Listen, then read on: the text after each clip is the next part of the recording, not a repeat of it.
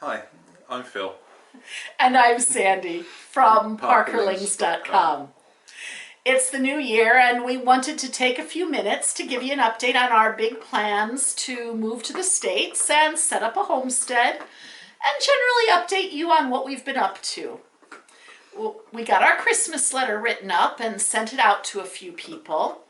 Not as many as in previous years, mainly because I struggled to sit down and focus on getting through the address book. I wrote a blog article, though, about the process I use to chronicle our annual newsletter, and have even uploaded an audio file of me reading our letter this year. So if you're interested in the process or in catching up on this year's letter, head on over to parkerlings.com/the-family-letter. The family letter. Well, after a slow start over Christmas holiday, we had the first few viewings of our house this week, and we have more scheduled at the weekend. So we had 2 parties come to see it, and one inquired to the agent of how to make an offer. That's promising. We're praying that we start to receive offers soon. Now, we're continuing to pray for God's perfect timing to work in this venture. We really want to be able to get back to the States in March, and we know that if it's God's will, it will work out. But our agent suggested that house sales at the moment are taking anywhere between 12 and 16 weeks once an offer is accepted, which would put us more into the April, May, June timeframe rather than March. So we may need to do some rethinking of our plans so that we're making the most of the time.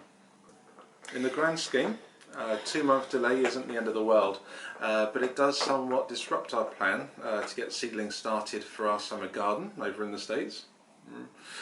So we may need to consider taking a working holiday back there for a couple of weeks and then come back here to finish closing everything out. Perhaps it's more of a jet set year than we initially anticipated. But at least for all it's worth, we collect air miles. Yeah, quite.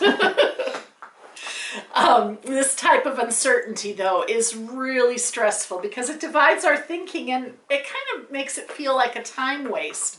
We can't really start projects here because the stuff that we're working on, preparing seedlings, gardening, crafting, card making, they tend to be a bit messy, at least the way we do it.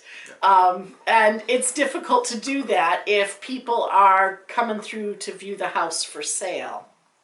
And all the time, although we're not spending lots of money, we don't have an infinite inventory of stuff that we can sell on eBay, which has been our income over the last few weeks. But speaking of eBay, Phil has had some good successes with finding value in the stuff around our house. Yes, the big success of the week, and the biggest success we've had in quite a long time, has been the sale of my old Nintendo 64 console, along with a bunch of games.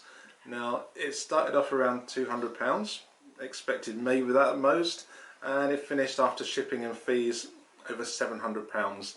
It's covering our expenses for at least a few weeks. Yeah. So, not to mention my old bike, which I found out was a chipper bike rather than a chopper bike. So it's the child's version of a chopper.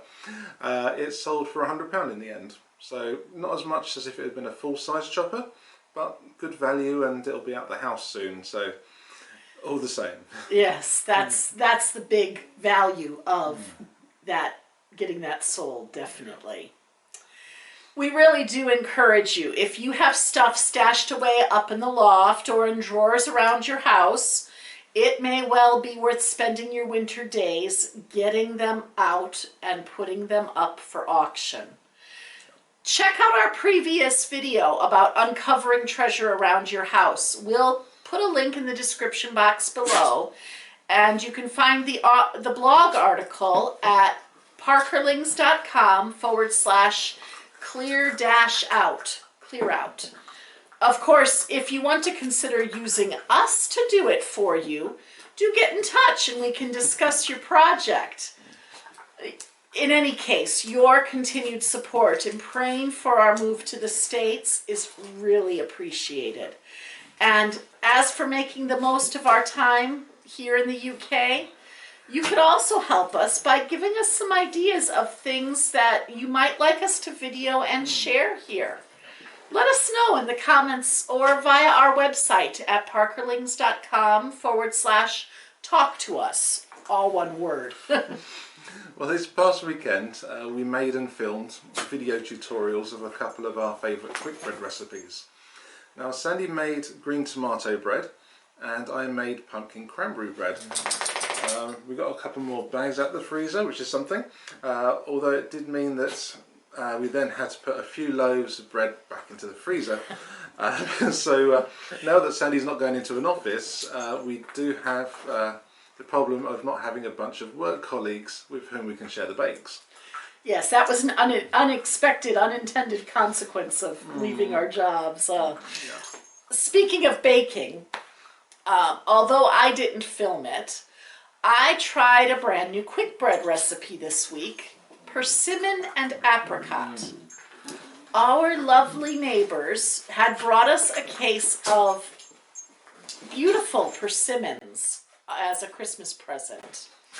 I initially thought they were oranges and was really surprised when I was putting them into our fruit bowl.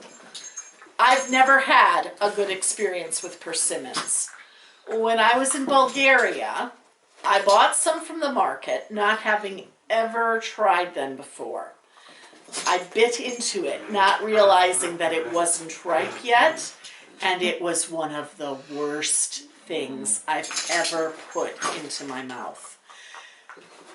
In Bulgarian, persimmons are called ruski jablka, and to my Bulgarian friends, I apologize if I've murdered that. I was told it translates as paradise apple. And when I heard paradise apple, I decided that it must have been the fruit that Satan used to tempt Eve with in the Garden of Eden, because persimmons are pleasing to the eye and good for fruit. But when I bit into it the first time, I most certainly knew I had done something wrong. With the bread, I didn't get the proportion of flour and moisture correct in my recipe. So I have to try it again before I can bring it to you as a video tutorial. But I must say, even though the bread was too moist, it was certainly delicious. So perhaps my opinion of persimmons is starting to shift after all these years. Well, I think that brings you up to date this month with what we've been getting up to. We hope it finds you getting back into the New Year groove and looking forward to a great year. With that, God bless. And God bless. bye.